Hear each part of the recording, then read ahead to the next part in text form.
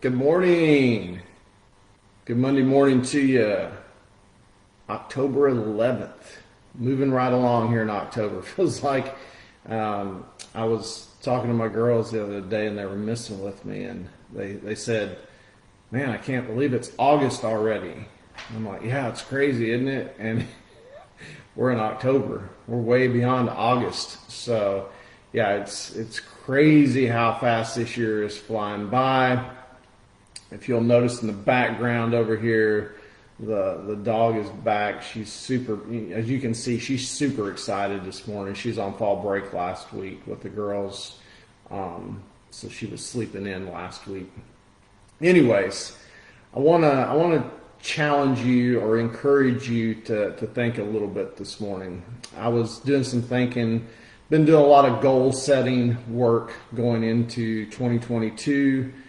Most people wait till January 1st or New Year's Eve to set their goals for next year. They're like, "Oh yeah, I want to do this." And there's no planning, there's no strategy, there's no work that goes into the actual resolution that they want to achieve. So the rate of success of New Year's resolutions is very, very little. I mean, probably 1% of people actually achieve their New Year's resolutions, the ones that set them on New Year's Eve or New Year's Day or at the first of the year. So I always like to take the fall and take a month or two to really dive into setting goals. But I want to I'm trying to trigger you to think this morning about something. So, two of my greatest experiences in life, I had to fail miserably. They were the most challenging endeavors of my life.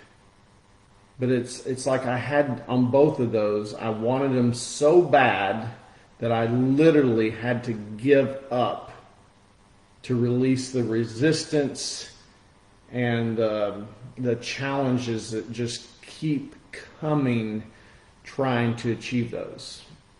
So I think most people, because I study people, always trying to help people achieve different things in life. And for me, it's a consistent theme. You know, the things that people want the most are the most challenging to get. Why is that? And does our experiences hold some answers to why those are so challenging and can help us move forward in the future? For me, it's played a big role. I've been able to study and learn some things that really have shifted the landscape. So, you know, the things that I'm really striving for right now are not as challenging as those things in the past that I've wanted so bad. But the deal is, these things that really striving, I'm taking massive action to create right now. There's not this sense of wanting to get it as bad. So I know it's kind of kind of a weird place to be.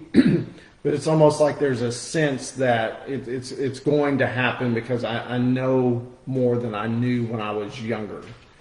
And I think the biggest shift here that has been tremendous for me is perspective.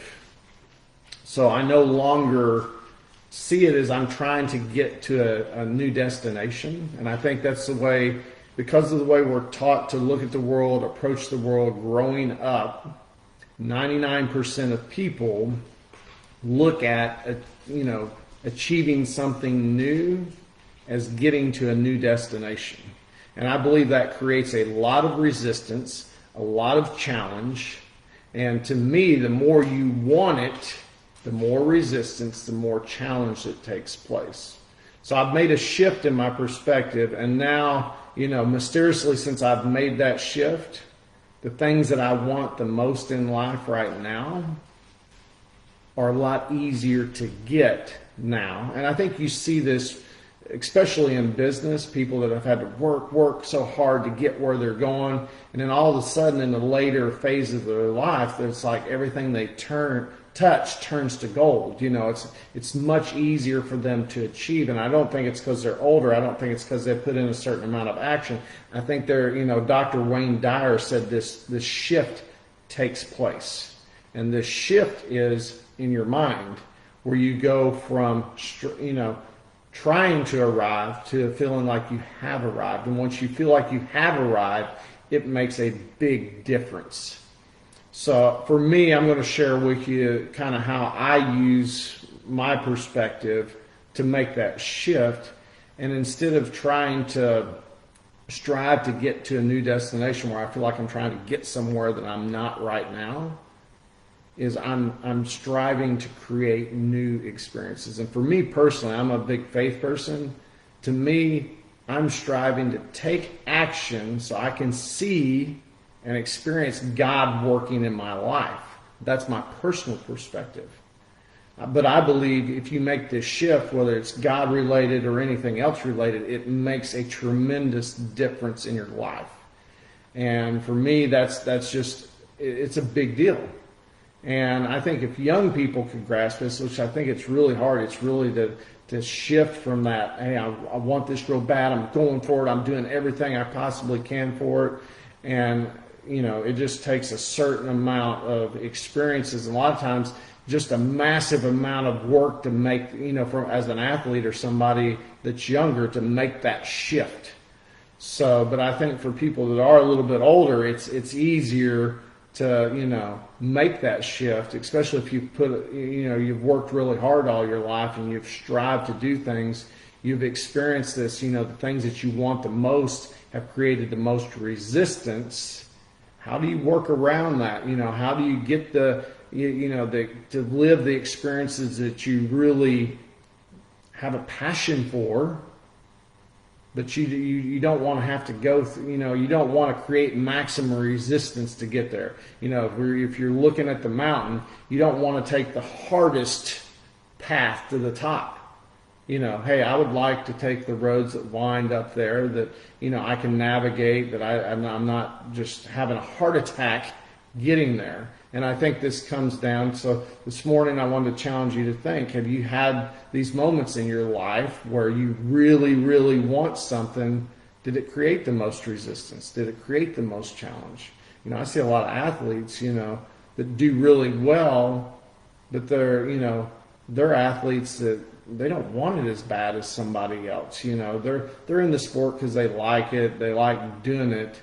But it's not something they have this yearning for. Like they feel like, I gotta have this. They're like, hey, I like this. This is cool. I like, striving for this. But there's a different sense, and I think being able to control that perspective, that feeling that goes with trying to get somewhere, plays a huge role. So I'm going to go into that more and more this week. I don't want to make these real long, but this is something that's easy for me to talk about, and I believe can make a huge impact in people's lives when it comes to expanding what you see. So I'm going to be working, and like I said, I'm working on setting goals for next year, but I want to make sure that I'm in a state of mind where I'm not chasing after something, where I'm not wanting it so bad that it's just creating massive resistance. I want to get to that place, that state of mind right now, where I feel like because I'm working on it, I'm there. I'm already there. I'm already in the process. I'm not trying to get there. I'm already there and in the process. And the more I can get myself to that perspective, the more things start to naturally unfold, the more I get to see, in my opinion, God working in my life when I take action. So that's your Monday morning motivation. I hope you guys are having a great start to the week, and I will see you guys in the morning.